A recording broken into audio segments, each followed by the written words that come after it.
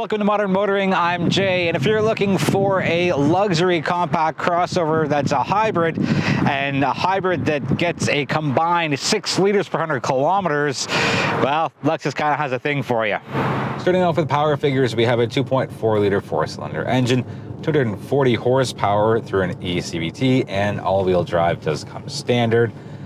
The important number here, the most important to me, and hopefully to you, is the fuel consumption, and it is rated at 6 liters per 100 kilometers combined, and that is phenomenal. There is a 55-liter fuel tank, which says you can go a little over 900 kilometers on a full tank of fuel. You could probably squeeze out a little more if you are careful with how you modulate the accelerator and just don't push down as hard as often and really maximize that. And that's a good segue into the perks column. So in addition to the astoundingly low fuel consumption, the NX 350 hybrid is pretty good to drive. Now, it's not as, let's say, not quite exciting, but it doesn't feel the same as the regular gasoline NX, and there's an 8-speed automatic there, whereas we have the eCVT here. But if you're looking for a refined drive feel, a quiet drive feel, both on city streets and at higher speeds, highways, back roads,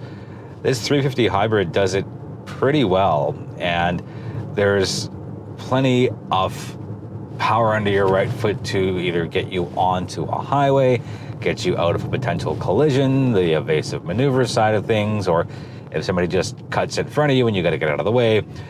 There's, again, plenty of power that's available right away to you in the NX 350 hybrid. The flip between the gasoline engine and the battery is pretty seamless, pretty quiet, and it's one thing to go from the gasoline side to the battery side, but I find a lot of hybrids make a lot of noise when you flip back to the gasoline side, and that's not the case here. It, again, is seamless, it's quiet, it's very well executed. And yes, you still feel something. It'd be weird if you didn't, but it's very minimal on the intrusion side. You just take a look at your RPMs and you'll go, oh, they're just sitting at 0. And that's how you know that the hybrid system is engaged if you're ever unsure, because even in the gasoline mode, it's still fairly quiet in here. As I accelerate from a green light, you can hear it. I'll push down a little harder. So yes, hard pushes will generate louder sounds, and that's just the case for anything. But going back to what I said a couple minutes ago, if you are careful with how you apply pressure to the accelerator, 9.9 times out of 10 you won't need to stomp down extremely hard to get going. And I'll gently release the pressure on from my right foot, and now we are down to 0 RPMs, which means it's in non-gasoline mode. There are 2 sizes for your infotainment screen, the standard one being 9.8 inches, and there's an available 14-inch one, and that's what you're going to see in the cutaways, because this does have the top-of-the-line executive package, and it's pretty well laid out. It's not new for 2025. We've had it for a couple of years. I believe the refresh was 2022, maybe 2023, when they got rid of that trackpad, which is still something I will never, ever miss. But overall, the layout's smart. There's a fixed bar on your left side for your shortcuts, whether it's the map, your audio, your phone, different car settings, or just general settings.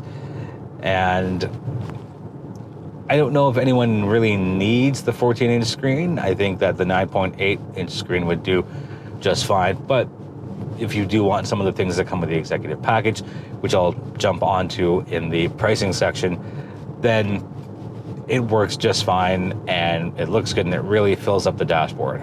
Cargo space is another perk here, so we got 643 liters with those rear seats up, and it more than doubles to 1,328 liters with those rear seats down. So very functional, very useful. Now, the lift over position is a little higher, so you don't need to go to the gym 8 days a week to be able to lift and carry things and over that liftover section to put it into the cargo section. But just know that it's slightly taller than some of the competitors. Some perks on the standard feature side, and although I don't use them, I know some people that do, but ventilated front seats come standard as they do for the heated seat and the heated steering wheel in the Lexus Safety System Plus 3.0, which includes things such as your lane departure alert, automatic high beams, adaptive cruise control. Not part of the LSS Plus 3.0, but still standard, is blind spot monitoring. So pretty well taken care of. And again, the higher you go on the package side out of the 3 options, the more advanced safety features you'll get. Wrapping up the perks pile is that with the 350h executive package, you get the wireless charging, and I like clever engineering that's pretty subtle, and that's what we have here. So you push the tray for your wireless charging in, and you have a decent sized little spot for storage. You can't fit a lot in there, but it's a smart use of space, and that's where your USB-C ports are as well. So I like that. I think it's a very smart use of design and a smart use of space. Onto the Quirk side of things, and this is not a new Quirk, but I will always love it. It's the center console bin that opens 2 ways, one to the right, one to the left, and that just takes care of your front passenger who may need to get in there for whatever reason. So instead of reaching over and possibly touching your right leg, they have their own little separate opening. The mix of modern and classic technology, I don't really know what else to call it aside from classic, is a really big Quirk, and it's scattered throughout the cabin.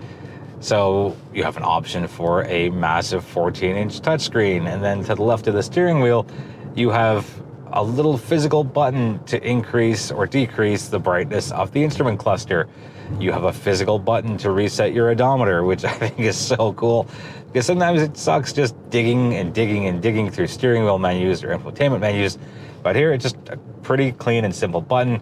And on the flip side of that, your HVAC controls are pretty advanced. I don't like that they're on the screen, more on that later. And then you go to your drive mode. So instead of it being buried in the infotainment system or something on the steering wheel, it's a little dial just at the bottom of this center console piece here. And it's so simple. Left for eco, right for sport, and you push it in to get back to normal. Onto the Irks side of things, and yes, I'm happy that there's no longer a touchpad, but these steering wheel button controls are not the best solution. Now, you don't have to get it. It's part of a package, and it's intuitive to a degree. So if I want to change the track from what I'm listening to, I have to gently rest my thumb or finger on the pad. It activates the what would you like to do, and then I've got to push on the right side of that to get to the next track, or the left side to go and restart the track. But it's not as simple as just a quick push down, and it's on both sides, left side, right side. So a gentle touch, again, activates it, and a full push executes it. The HVAC controls being on the screen isn't my favorite. That's one specific side of the Irk on this, and yes, you can set it to auto, so there's your workaround, and everything is pretty cleanly laid out. But the second Irk is that if you use the map in the native infotainment system, that climate shortcut goes away, and it is so strange that you'd have to navigate away from your maps just to change the direction of your air or other climate control features. It's a little bizarre. I would like to have seen that be a fixed piece. Let's talk pricing and packages. So the Canadian MSRP for the 2025 Lexus NX 350 Hybrid, $56,715.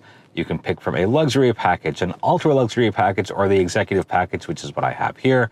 If you choose to get the executive package, it's $13,393. Highlights of what you get with the executive package are a panoramic moonroof, 20-inch wheels, a 17-speaker Mark Levinson audio system, which is one of my favorites in the entire modern automotive industry, head-up display, 64-color ambient light, leather seats, heated outboard rear seats, the advanced touch steering wheel controls. You get wireless charging, a 360-degree camera, and a few other goodies and some other advanced safety features.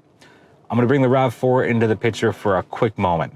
The top trim limited hybrid is $47,655, so about $8,000 difference between that and the out-of-the-box version of this NX 350 Hybrid. If you really are attached to the Lexus brand and you want the niceties, the better fit, the better finish, the more of a refined drive feel, the quietness of the cabin, then yes, that extra premium is worth it. You don't mind losing, I think it's 21 horsepower. This has 240, the RAV4 has 219. Then maybe take a second, third, or fourth look at the top trim RAV4 Limited. Bringing in the gasoline trim of the NX 350 into the mix, here's where it gets interesting. So the key difference is going to be the lack of hybrid powertrain, and it has an 8-speed automatic versus an ECVT here. For pricing, it's $54,470 for the NX 350 gas. No options, that's just what it costs. I think there's 6 different or maybe 7 different packages you can get with that. The difference between the out-of-the-box 350 gas and the out-of-the-box 350 hybrid, $2,245. So really not that much at all. And here's where it gets really interesting. It's on the fuel consumption side. So Natural Resources Canada estimates you'll spend $3,626 yearly for fuel for the gasoline 350. It estimates $2,220 for the hybrid. That's a savings of $1,406 per year. So basic math tells me that in about a year and a half of driving the hybrid, you've broken even on your fuel costs. But the difference between the average yearly fuel consumption between the hybrid and gasoline. So if fuel savings is a key driver for you, then spend the extra $2,245 and you'll see, again, that break-even point fairly soon. That's going to wrap it up for the review. Let me know if you have any questions about what you've seen. I'm more than happy to get you answers as soon as possible. And I'm always happy to engage in respectful conversation online. I invite you to join the Modern Motoring social platforms. We are on all of the major ones. And without you, there is no Modern Motoring. So I thank you, I appreciate you, and I look forward to seeing you in the next video.